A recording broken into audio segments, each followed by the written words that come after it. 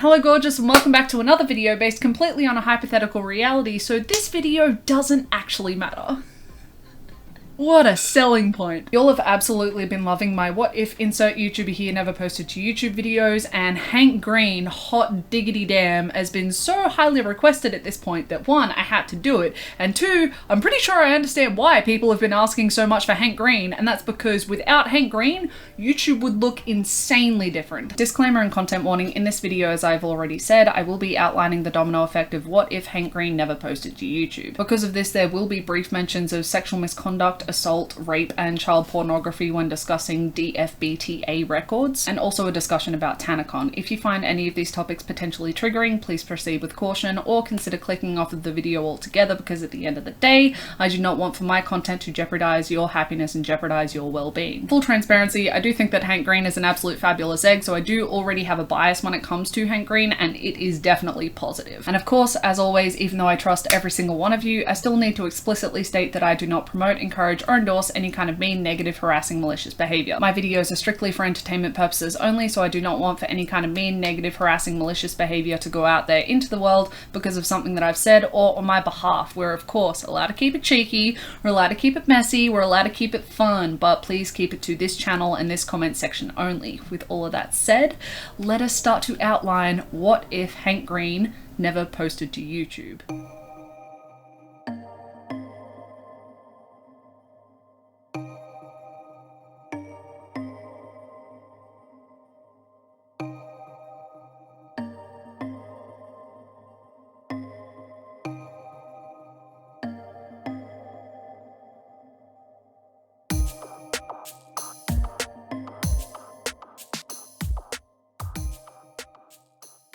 For those who don't know Hank Green, boom, this is Hank. He is one half of the channel The Vlog Brothers that he shares with his older brother John Green, who brought us the novels Looking for Alaska, Paper Towns, and The Fault in Our Stars. Already we have one of two-ish ways that this could go. Either John still posts to YouTube without Hank and has a similar online career, or there isn't enough pull on the YouTube channel without Hank, so he doesn't have the same online career, so that's part one-ish. And then part two is John doesn't post to YouTube, and therefore the whole of social media looks incredibly different. So to avoid too much confusion in this alternate reality that we are creating, I'm gonna say no Hank, no Vlog Brothers, especially when you consider that the initial appeal of the Vlog Brothers channel was the Brotherhood 2.0 project, where the brothers ceased all text-based communication and instead would communicate to each other in alternating daily vlogs on the weekdays. And if either missed a vlog upload or actually made some sort of text-based communication, the other brother would be able to issue a punishment to the other brother. So if John skipped a day, or if Hank sent a message in text, then they would get punished by the other brother. Oh, are we all following? That was the messiest explanation I could have given. The beauty of the Brotherhood 2.0 project was that fans or nerd fighters could get to know the brothers individually, but also get to know them as brothers, and could also be in on the experiment, in on the fun, in on the joke. So literally, this Brotherhood 2.0 project couldn't have happened without Hank. This back and forth vlogging couldn't have happened without Hank. So no Hank, no Vlog Brothers. The same way that no John, no Vlog Brothers. Which means that everything I'm about to mention ceases to exist. But I don't think that John's author career does. I am not a huge reader, unfortunately, because my brain speed and my eye speed are incredibly different and just clash, and I unfortunately get more frustration from reading than I do enjoyment. But from what I could tell, Looking for Alaska, that was John's first novel, published in March of 2005, that was highly reviewed, but also damned at the same time for some of the content that it contained, because how dare teens be reading something that they can relate to? But Looking for Alaska was receiving awards by 2006, and the Vlog Brothers didn't actually join YouTube until the 2nd of January 2007. So John didn't need the Vlog Brothers YouTube channel in order to have his writing career. Of course, it could have helped later when it came to direct marketing to his audience, but it was never needed. So if Hank never posted to YouTube, then John is still an author, and a highly respected one at that, just without the YouTube side of things, and Hank is probably doing some eco-geek adjacent work. So these 3.42 million subscribers cease to exist, over 884 million views cease to exist, so hundreds of millions of moments of influence, entertainment, and education cease to exist on YouTube and in the world, and for a lot of the OG YouTube audience, that is absolutely wild. But for Hank, it wasn't just Vlogbrothers that doesn't exist, it's also Crash Course, aka How Did JJ Pass High School Science doesn't exist. Crash Course is another YouTube channel owned by Hank and John, and according to some sources it was actually part of YouTube's original channel initiative, but a lot of info on the original channel initiative is now gone, so I can't give you a legitimate answer to that one, and I am so sorry. But Crash Course is exactly what it says that it is, an educational crash course, typically on science and history based content in a way that felt very digestible and understandable, and was broken down in a way where I personally was very engaged. Genuinely, if you want to learn more about how the world around us works and how we got to where we are, I would definitely recommend checking out Crash Course. Hank is our all things science teacher, whereas John is our all things history and at times literature teacher. But that's another 13.1 million subscribers that lose a part of their lives no matter how small, and another 1.6 billion moments of education and entertainment that cease to exist from the internet and in people's lives. I would have failed science. If Hank never posted to YouTube, I would have failed science. Straight up.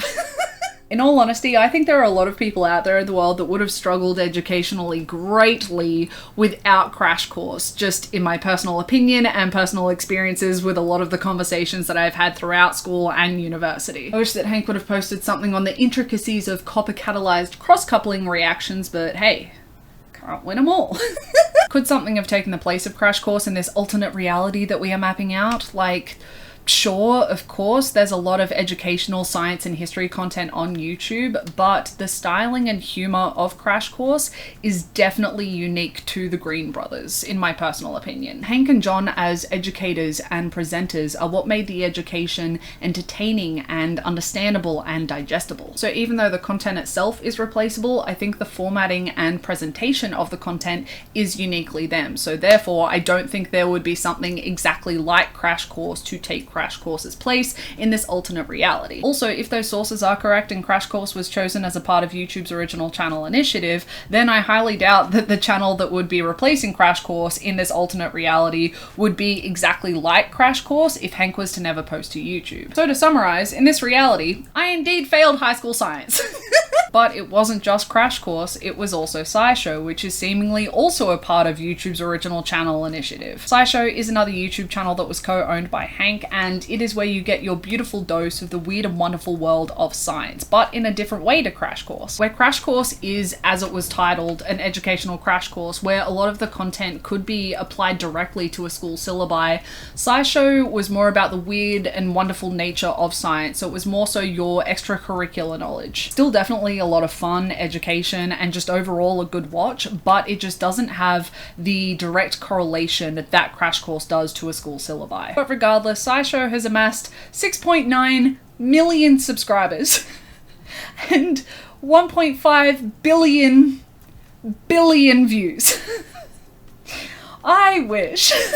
Once again, like I said for Crash Course, could something take SciShow's place in this new alternate reality that we are mapping out? Yes, of course. The content could be replicable, but once again, the styling, humor, and presentation of all of the scientific knowledge that we are being given in the videos is very uniquely Hank Green. So we would still have a similar channel content-wise, but presentation-wise, it would have a very different vibe to it. Also, SciShow was apparently chosen to be a part of YouTube's original channel initiative, so would SciShow's replacement be exactly like SciShow? Probably not. Which, of course, also means no SciShow spin-off channels or series, and really any YouTube channel that Hank Green has ever been a part of, which is wildly a lot. We would also be losing off of the face of the internet Hank's channel, PBS Eons, Journey to the Microcosms, Bizarre Beasts, Brain Scoop, Sexplanations, Mental Floss, How to Adult, Animal Wonders, Serial Time, Pemberley Digital, so no Emma Approved, Sanditon, or Frankenstein MD, and no Lizzie Bennet Diaries. One person, careers incredibly changed, several channels, millions of subscribers, hundreds of thousands of videos, and billions of views. Cease to exist. if Hank Green never posts to YouTube? As I've said in so many of my butterfly effect videos, I think all of them at this point, every view, every subscriber, every moment of entertainment that a single person was a crucial part of counts towards this domino effect. And separately, it seems like nothing, but when you put it all together, that's billions of dominoes not falling at the same time. I'm pretty sure we would notice if a room full of billions of dominoes all fell at the same time. So I would say that we would notice if they didn't. So already there are a lot of dominoes that don't fall because Hank the Best of Both Worlds Green never posts to YouTube. But two of the biggest dominoes that don't fall in the absence of Hank Green from YouTube are Project for Awesome and VidCon. Biggest feels like the most incredible understatement, but let's start with Project for Awesome. Project for Awesome, or P for A, is a 48-hour continuous live stream that raises both money and awareness for charity, and for 2021 it raised $2.3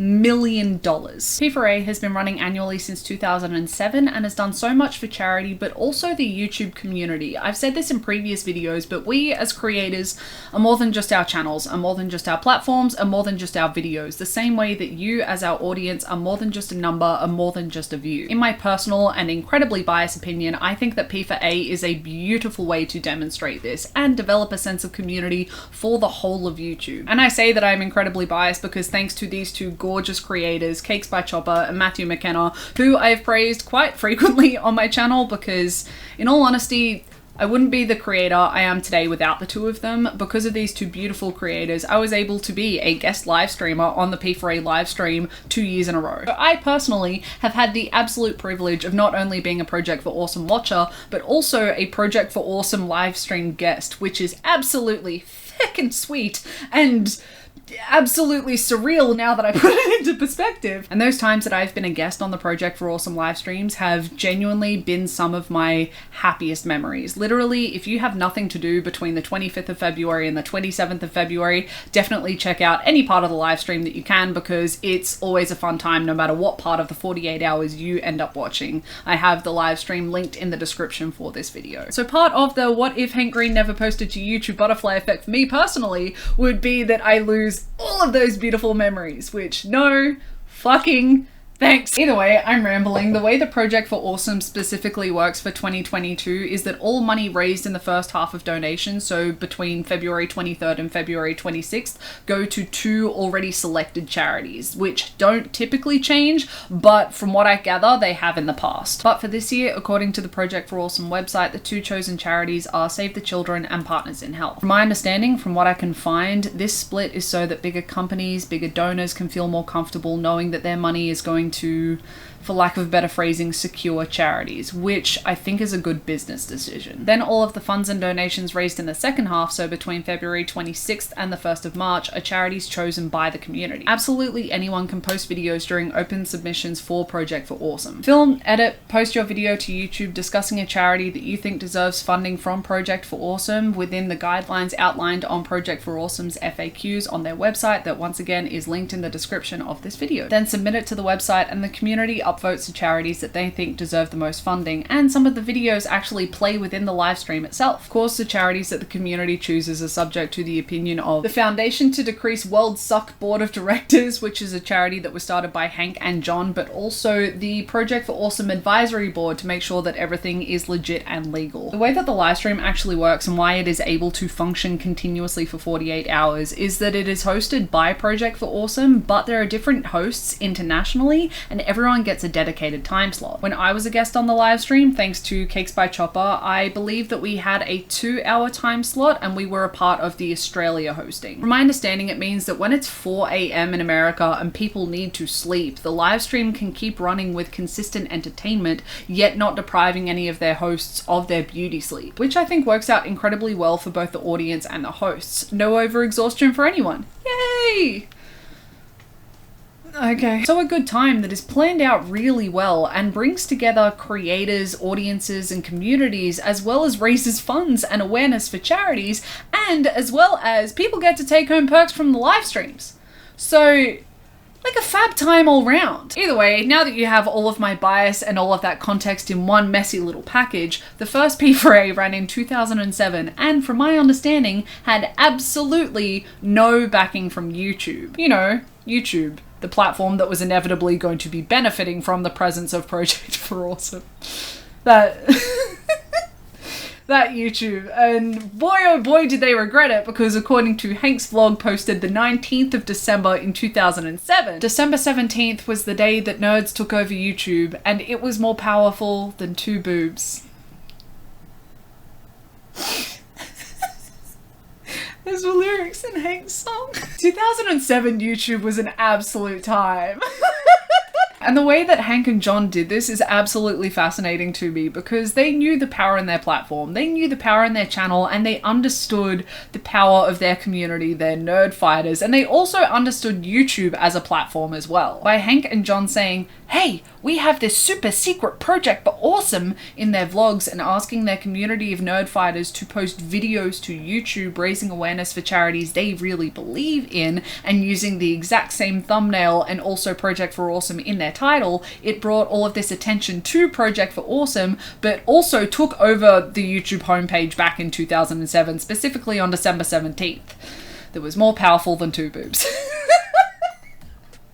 That song just makes me ridiculously happy, because the YouTube algorithm was still trying to figure itself out back in 2007, so Hank and John just gamed this algorithm and used it to their advantage. By having everything linked together with title and thumbnail, it meant that as one thing grew, all of them grew. Bombarding an early years YouTube with hundreds of videos for charity, and an early years YouTube had no other choice than to be like, alright, okay! The nerd fighters had early years YouTube quivering in their little booties. By the sounds of Hank and John's statements on the first P4A later, both of them were seemingly hoping for something like this to happen, but I don't think they were expecting something as overwhelmingly positive as P4A ended up becoming. Unfortunately, and I'm so sorry about this, there is a lot of information that I can't find on the initial Project for Awesome in 2007, so I can't find if there was an actual live stream for the initial Project for Awesome, but from my understanding, I don't think so, but I definitely could be wrong. And I don't think it was a huge donation pool like it has been over the last few years, and also specifically this year, but instead an encouragement to post videos and raise awareness for charities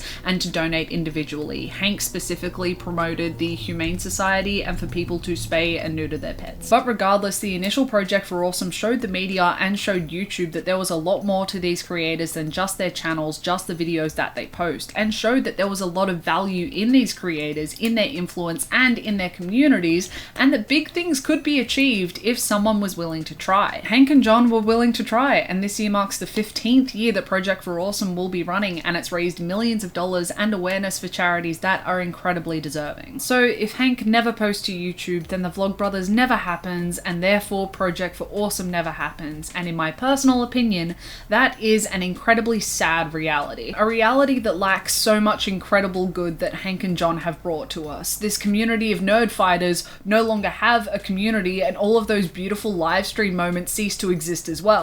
Beanie Sandfurbs never would have been named Beanie Sandfurbs if it wasn't for the live streams. All of the charities that wouldn't be given any awareness, all of the charities that wouldn't be given donations, and really a huge sense of community is just lost from YouTube as a whole. As I said, just an incredibly sad reality in my personal opinion. Could something have replaced Project for Awesome in this reality? Like, sure, of course, a charity live stream would have eventually become a thing, even if Hank Green didn't post to YouTube, but it would have worked incredibly differently. There's something quite genius and unique about Project for Awesome's origins that have helped it develop into what it is today, and help it develop into how respected it is today. Certain dominoes have to fall for it to be exactly the same. One, absolutely no backing from YouTube, because mad respect there. Two, you have to have a community of loyal followers that are willing to help you game this algorithm. Three, community members and other creators, because that was another huge draw card, was that other creators wanted to get involved with Project for Awesome. These people have to be making videos but posting it with exactly the same thumbnail, but also putting Project for Awesome in the title, whilst raising awareness for charities that they think are deserving. Four, other internet personalities have to be willing to join the live stream, because people aren't going to watch the live stream if people aren't entertaining.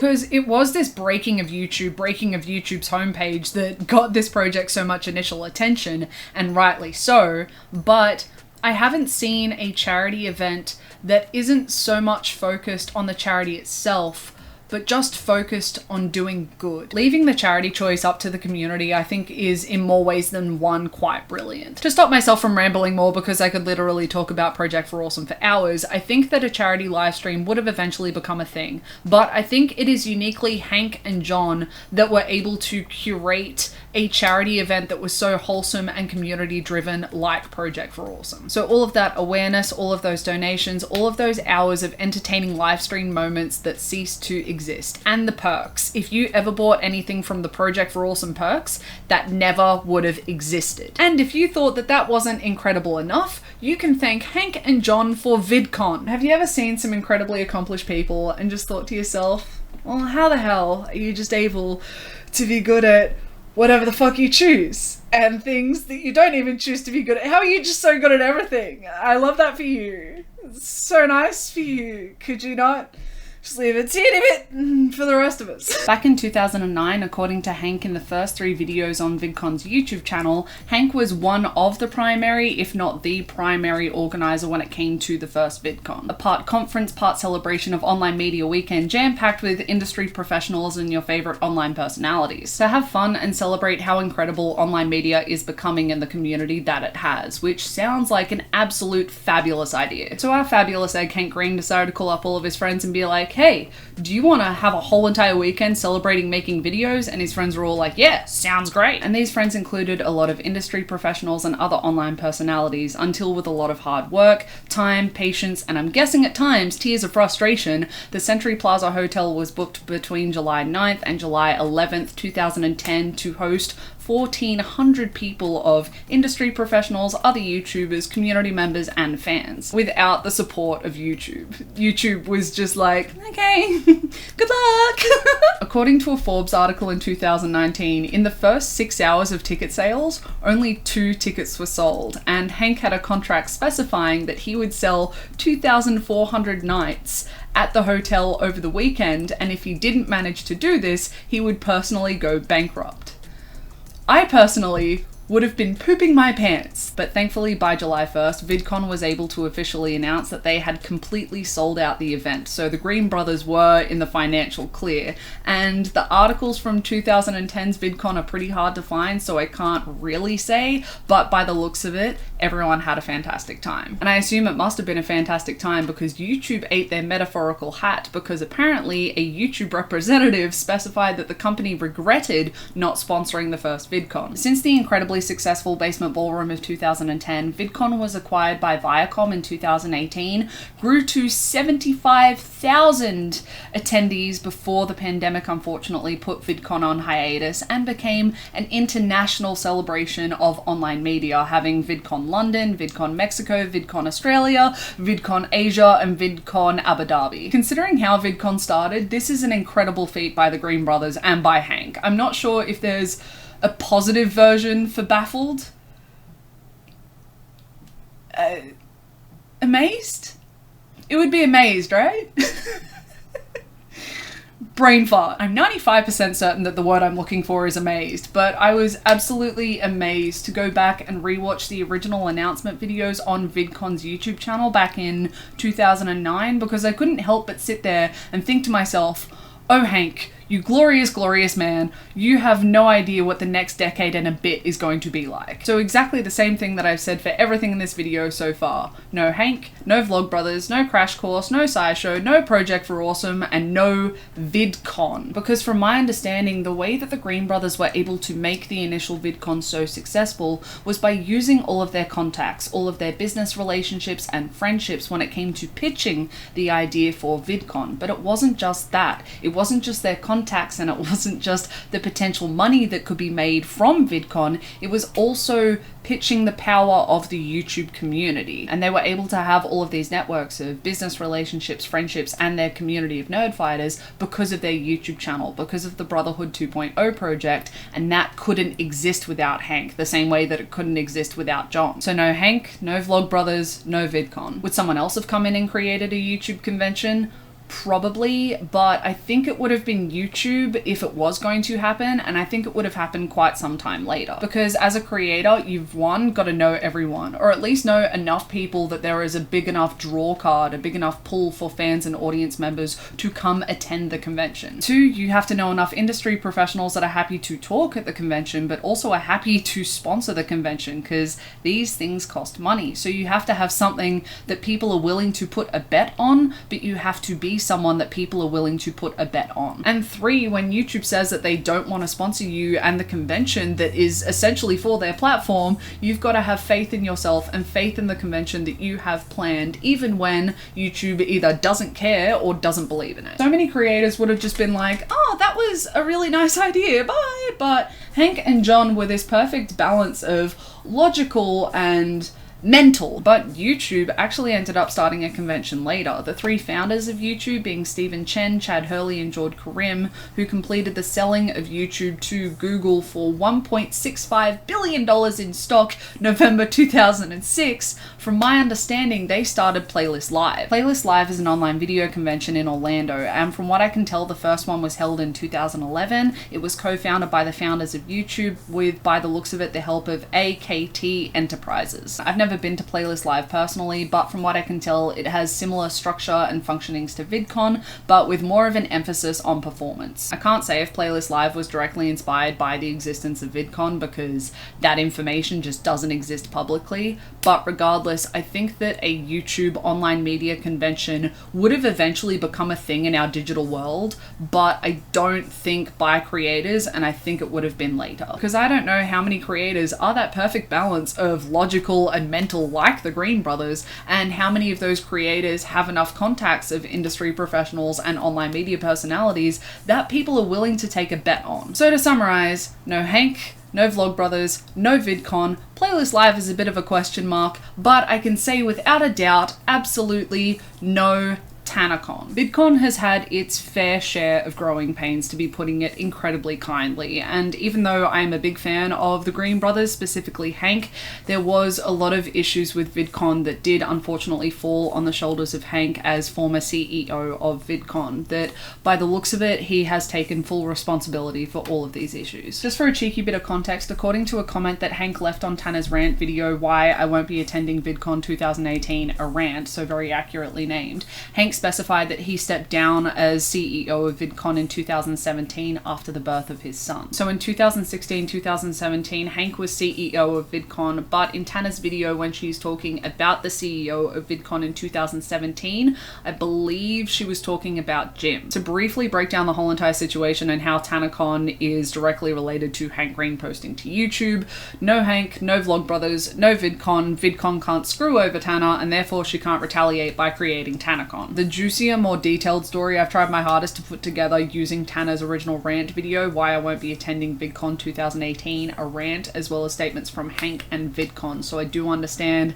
that some of my retelling of this situation will have some typical Tana Mojo spice added to it, because Tana's word has some very obvious credibility issues. Either way, according to Tana, in her rant video, she specified that in 2016, a VidCon rep actually said that she was going to be a featured creator for VidCon 2016. So she promoted the hot diggity damn out of VidCon. So some of Tana's fans actually bought tickets to VidCon so that they could go see her, so that they could do her meet and greet, but also watch her on the panel that she was supposed to be speaking on. But then the featured creator list rolls around for VidCon 2016, and Tana wasn't featured. By the sounds of it, regardless of her being a featured creator or not, she still had to meet her obligations, she still had to go to the meet and greet, she still had to go to the panel, so she showed up and she got mobbed straight away and kept getting mobbed every time she tried to move around the convention trying to meet her obligations. And every time that she got mobbed, she was pulled aside and called out for creating a safety hazard. From Tana's retelling of the situation in her rant video, it came across very damned if you do, damned if you don't, because she had obligations that she had to meet. She had to go to the meet and greet, she had to go to the panel, but she wasn't allowed to walk through the featured creator walkways with the safety of security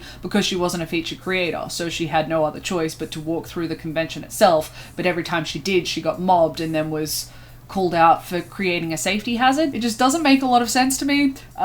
You want her there, but you don't want to feature her as a creator, but every time she steps outside, she gets mobbed. But she's not allowed to be a feature. It just doesn't make a lot of sense. By the sounds of her video, she didn't deter the crowd either, which also isn't helpful. But, like, there were systems that were flawed. Either way, she was escorted off the premises in 2016 and told that she would be permanently banned and charged with trespassing if she didn't leave the premises, and then was also allegedly told that if there was this much of a demand for her next year, so she had the same engagement and subscribership, or it got better, that they would feature her as a creator for VidCon 2017. Then in 2017, Tana was actually a main character in Escape the Night Season 2, and that was heavily promoted by VidCon 2017 all over the outside, but also within the convention as well, having meet and greets, escape rooms, and panels. Tana did promo work when it came to Escape the Night Season 2, as to be expected, but this directly benefited VidCon and would be used at VidCon to promote VidCon, but also Escape the Night. Every cast member of Escape the Night Season 2 was a featured creator at VidCon 2017, except Tana Mojo. She was once again not a featured creator, so the same thing happened. Once again, according to Tana in her rant video, she had obligations that she had to meet. She had to do meet and greet, she had to do escape rooms, and she had to do panels, but where all of the other cast members got to walk through the featured creator walkways with the safety of security, she wasn't allowed to, so she had no other choice but to walk through the convention center, once again getting mobbed. Once again, she was allegedly pulled aside every single time these mobs started out and was called out for starting these mobs and starting a safety hazard, and it wasn't until the very last second, when people were apparently filling out the trespassing forms, that she was given the featured creator badge. Then, according to Tana in this video, she said that the CEO of VidCon at 2017 told her that she would be a featured creator at VidCon 2018.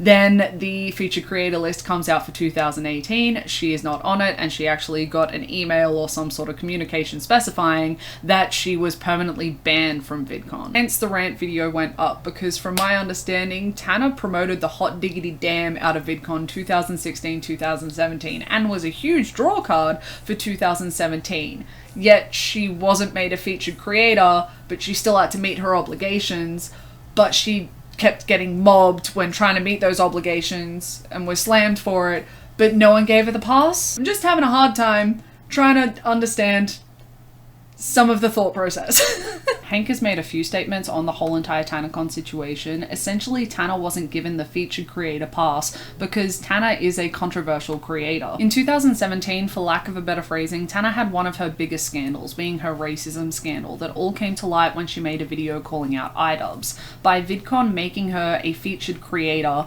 they are supporting her and supporting what she has done with her platform. This seemingly just didn't sit well with VidCon, which makes a lot of sense, but Hank says in his comment that he left on Tana's rant video that if they were using her to promote VidCon so heavily, then they should have made her a featured creator, not this shitty in-between thing. But by the looks of it, the reason why security and workers for VidCon were so harsh on Tana in 2016 was because of a new security strategy that was being put in place, a new level of importance put on the safety of all attendees at VidCon for 2016 after what happened to Christina Grimmie of June of 2016. Christina's death absolutely shattered the internet and broke so many people's hearts, and the way it happened put all these new considerations, possibilities, and fears into perspective that just hadn't been considered before. So the higher-ups at VidCon, including Hank, decided that the best decision would be to execute a new security strategy.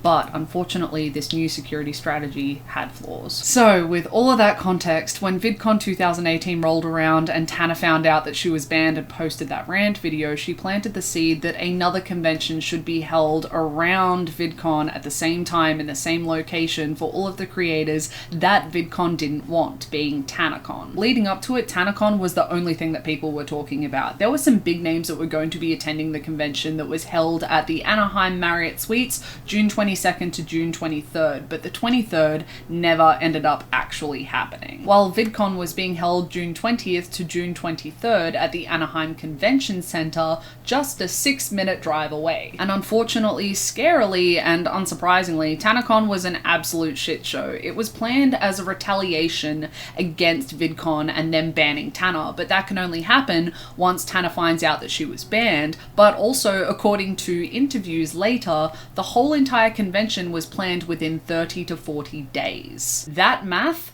does not compute to me. I can barely organize a dinner with my friends with 30 to 40 days notice. It's especially concerning that the whole convention was planned within 30 to 40 days when you consider the fact that the Anaheim Marriott Suites had a specific capacity limit when it comes to ticket sales. They could only host a specific number of people, yet thousands of extra tickets were sold to the event. Times for the lineup on the 22nd kept changing, so people at the beginning of the line were waiting there for over 2 hours before they could even enter the convention center. So because no one was going in, the line just kept getting bigger. So before the event had even started, there was an insane line. Then once the suites hit capacity, no one extra was allowed into the convention, otherwise it would be a safety hazard, even though the line just kept getting longer. But even then, people couldn't move within the convention. There wasn't even enough room to sit down in the hallways because that was also a safety hazard. And to make matters worse, from my understanding, people weren't wanting to leave the convention because they were told that if they left, they couldn't come back in because they'd have to line back up, but there was no food in the convention. So people couldn't get food in the convention but couldn't leave, otherwise they'd have to line up. So people weren't leaving, but more people were lining up. People were lined up outside for over 4 hours without any kind of shade, so all they had was the sun glaring on them all day. So people are getting sunburnt, my pale ass could never, and some people were even passing out. It wasn't until the fire department shut down the convention that I thought to myself, wow, finally someone made a decent decision. Someone made the logical, safe decision. I just don't understand how this level of fuckery even happens. If there's a capacity limit, don't sell over capacity. I know, wild concept, wild idea, but this box right in my hand holds a liter of water, only. How do I put in an extra liter? You don't. You just don't. Whatever. There are some things in this world that I'm just never going to understand, and this is definitely one of those. According to Hank, in a comment that he left on Shane Dawson's docuseries covering the TanaCon situation, Hank describes TanaCon as inexcusable and terrifying. That it was a bad day for all YouTube conventions, and that for so many who run VidCon, it was like watching a nightmare come to life. Even though TanaCon is in no way Hank's fault, he still took ownership of the blame when it came to VidCon disrespecting Tana 2 years in a row. So, with all of that in mind, Hank never posts to YouTube. VidCon never exists. Tana never gets screwed over by VidCon. Tana can't retaliate by making TanaCon. Fans aren't put into dangerous situations for absolutely no fucking reason. And Shane Dawson can't make the TanaCon docuseries. Are we all keeping up? That TanaCon docuseries I think was a fantastic series for Shane Dawson engagement-wise, and really helped him develop his new style of content that, in my personal opinion, allowed for him to have a really good starting point engagement-wise for his Jeffree Star docuseries, the first one specifically. So one person, our fabulous egg Hank Green, and some big hefty dominoes that don't fall in his absence from YouTube. All of those conventions, TanaCon, and a crucial series for Shane Dawson. Would Tana have eventually made a convention if it wasn't for VidCon? I don't think so, because one, she talked about how big a fan she was when it came to her rant video, but two, it's very clear from all of the content around TanaCon that her primary motivation was revenge. I am in no way saying in this part of the video that TanaCon is Hank Green's fault, because it just isn't. What I'm simply trying to do, and I hope that I have done it well, but please let me know down in the comments if I haven't, is just outline that a weird and unfortunate part of Hank Green's butterfly effect is that by him posting to YouTube, it eventually, way down the line in a really weird way, led to the birth and destruction of TanaCon. So any piece of media that has ever discussed the shit show that is TanaCon, consider that gone. So all of the views, all of the finances, all of the possible subscriber changes for certain creators. If the reason you found a specific creator is because they did a video on TanaCon, then how would you have found their channel? And if you're sitting there thinking to yourself, holy crap, that is a lot of dominoes for one person, it doesn't stop there for our uber successful Hank Green. Because Hank isn't just the videos, the channels, the live streams, the conventions that he has played a crucial part in creating. He is also about the podcasts, the companies, the musics, and the novels that he has played a crucial part in creating, and more. Because why not just be good at everything. DFTBA Records, or Don't Forget to Be Awesome Records, is a company that Hank is the CEO, co-founder, and co-owner. From my understanding, DFTBA Records initially started as an independent record company that Hank was able to produce all of his music through, being his 4 albums, and they actually signed on quite a few niche artists as well. This isn't the DFTBA Records we know it as today, because today it seems to be more of a merchandise store for a select number of creators, and everything looks really cute, and Hank and John actually sell their novels through the site as well as extra goodies. This shift from record label to merch didn't seem to be a harsh, fast switch. Instead, it seemed to be more of a, we're primarily a record label that does merch on the side, but when a few of their artists that they had signed on were accused of sexual misconduct, sexual assault, and rape, as well as one of their artists being imprisoned for child pornography, and other co-founder Alan Listuvka leaving in 2014, the company seemed to drop the record label part of the company as the primary focus and instead picked up merchandising as the primary focus, which, everything considered, makes a lot of sense. So Hank never posts to YouTube, therefore DFTBA Records never exists, so therefore all of the creators who have created anything through DFTBA Records, being music, merch, or anything in between, cease to exist. All of those career trajectories that would have been incredibly slowed down because there was no DFTBA Records to sign to. I couldn't find an official list of creators who are signed to DFTBA or have been signed to DFTBA in the past, so I can't specifically say who would be affected, but I don't think it's a huge leap to assume that if DFTBA never existed, then people's careers would be slowed down. So all of those items that fans no longer have in their collection because Hank never posted to YouTube, all of those songs and albums and EPs that no longer exist because Hank never posted to YouTube. Hank's personal music and merch is uniquely his, so if he never produces it, then it never exists. But for the creators who created through DFTBA Records, whether it's music or merch, that would still exist, but it would be through other companies, so it would be executed differently. Different prices, different quality, different materials, different samples, different sources. Which is neither good or bad, I just thought it was a fun little info nugget that I mentioned because all of these dominoes that don't fall in the absence of Hank Green add up. But this also means that DFTBA games wouldn't exist, which means that the tabletop game Wizard School wouldn't exist either, which I think is also another fun little info nugget. Because think of how many fun game nights have existed in our reality, and how many of them probably had Wizard School played at them. Now what are they going to play in their reality? Monopoly? Do they want friendships after this?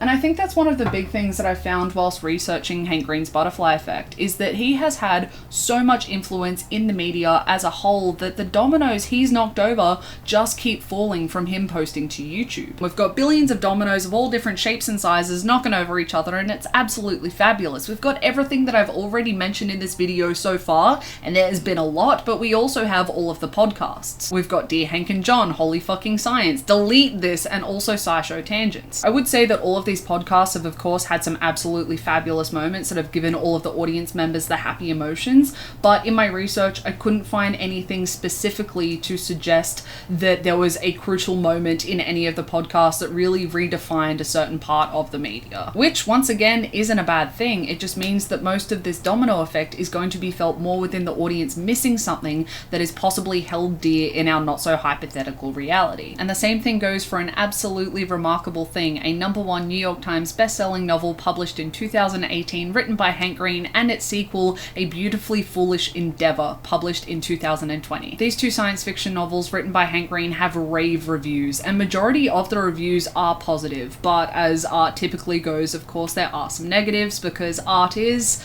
subjective. Unfortunately, once again, I haven't read either novel for the same reason that I haven't read John's, and that's just because my brain speed and my eye speed clash and I don't get enjoyment from reading. I typically just get frustration. Sifting through a lot of positive reviews, it's quite obvious that these books were incredibly written, but that these books have hit people in the best of ways. But take Hank off of the internet. Hank never posts to YouTube. I still think he would have written novels. I still think he would have been a novelist, because it's quite clear that Hank has always had a love for the art of storytelling. But looking at the plot, I would dare say, and I am happy to be corrected on this one, I would dare say that Hank's online success did inspire some of the main character's life, which which allowed for the writing to feel more authentic and genuine to the reader. So I think Hank still would have been a writer, still would have published novels, but without YouTube, he wouldn't have had the benefit of direct marketing that is incredibly helpful in this day and age. But also, Hank wouldn't have had this personal insight into overnight stardom, the costs of online fame, and because of this,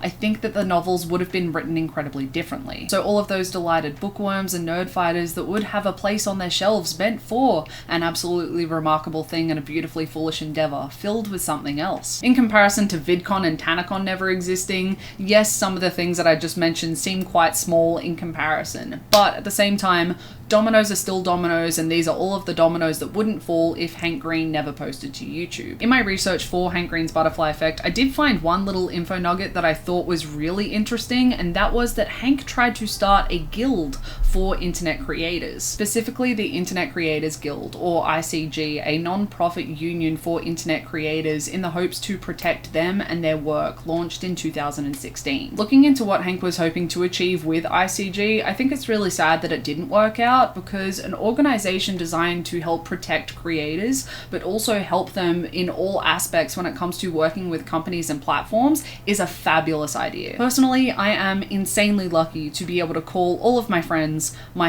but I am insanely lucky that some of those friends have been on YouTube for as long as they've been on YouTube, have done things behind the scenes of YouTube for as long as they've done things behind the scenes of YouTube, have as much knowledge and contacts as they do that can help me with brand deals, brand relationships, and signing contracts. They have saved me from so many splitting migraines. It's absolutely baffling, but I understand how lucky I am, and that not everyone has a chopper and not everyone has a mat. So this is one part of the butterfly effect that we haven't seen yet, because unfortunately ICG had to shut down because seemingly it wasn't viable. But I hope in the next few years we are able to see a company be inspired or motivated by ICG and create a union or guild for internet creators to protect them and their work. Especially the creators that are learning to deal with all of this on the fly because they didn't expect to have this life after posting one simple fun video, and especially the creators that are children. Also, with platforms like TikTok changing and growing so rapidly and other social media platforms racing to catch up, I think it would be incredibly helpful. Essentially, what I hope that we will see in the next few years is that part of Hank's butterfly effect is that someone turns around and says, hey,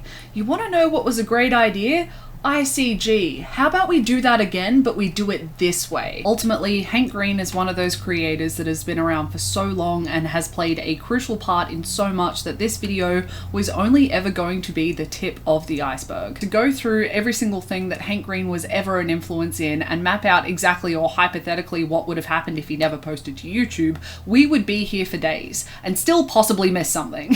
You can see tens of billions of little dominoes and thousands of hefty big dominoes all not falling at the same time because Hank Green was never a part of the Brotherhood 2.0 project. Hank Green is a crucial reason why we have big things like Project for Awesome and VidCon and all of the incredible effects that those have had within our YouTube community and outside of our YouTube community. To lose Hank's presence, to lose the Brotherhood, to lose that community of nerd fighters, in my personal opinion, I feel like social media would feel a lot more hollow. It would lack this sense of heart and sense of community without the Vlogbrothers. He is also a part of the effect that led to some of the simpler things, like Beanie Samfurbs getting a name, becoming an absolute cursed meme, me doing that makeup tutorial as well, the robot cameo in Rhett and Link's epic rap battle of nerd versus geek, and so many people around the world not struggling with or not failing certain subjects at school. And if Hank Green never posted to YouTube, then why would I have made this video?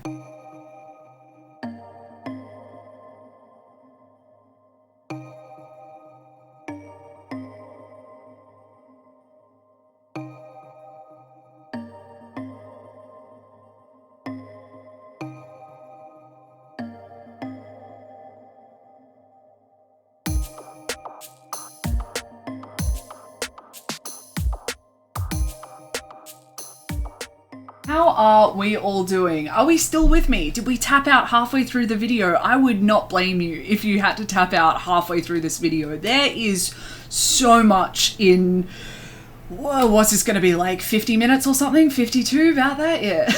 But typically I have something extra to add in this part of the video, but all I have is just so many of the good feelings. Going back and rewatching some of the early Vlogbrother content and rewatching some of the early P4A content and VidCon content, I can't help but sit there and be like, holy shit. Like, look at what y'all have achieved. Like, look at how far you've come, baby cakes. Like, I can't be anything but all of the happy emotions, all of the good emotions, all of the proud emotions. And the fact that I got to be a guest, or like a guest live streamer on two project for awesome live streams, thanks to Matthew McKenna and Cakes by Chopper. I got to be a part. I got to have the cheekiest little part of this butterfly effect, and that. How could I not just feel so good after filming this video? But please let me know all of your thoughts and opinions when it comes to this video. Let me know if you think I missed something. Let me know if you think I misinterpreted something, because hello, I'm JJ. I read every single one of my comments because I love learning, and one of the best ways that I can learn is from you guys and reading your comments. Also, if you are still loving this Butterfly Effect series, please let me know who you want me to do next, because Hank Green was a huge request on the last one that I did, so I want to know, who am I doing next? Who are we going to be mapping out next? Whose effect is going to be as substantial as Hank's? And I'm so sorry that there was no makeup look for this video today. I just mentally and physically couldn't do it. It's too hot. I learnt my lesson last time. I don't want to be filming in that level of heat and putting makeup on my face. It felt awful, even though it looked fabulous. So makeup will hopefully be returning next video. It just depends on how much the Australian summer hates me. And also, thank you so much for watching this video, especially if you make it to here, because I know that my videos are definitely on the lengthier side of things, and according to my microphone footage, we have 6 hours, 2 minutes and 58 seconds and counting worth of footage. That's, considering how much I ramble, that's pretty good for me. We stay pretty on topic for this video. It's me patting myself on the back. But thank you so much for watching this video, because your time is precious, and the fact that you donated some of it to me, I am so incredibly grateful. And I just hope that you are having a fantastic day, fantastic week, fantastic month, fantastic year, and I hope that you are doing as fantastic as always. Bye everyone.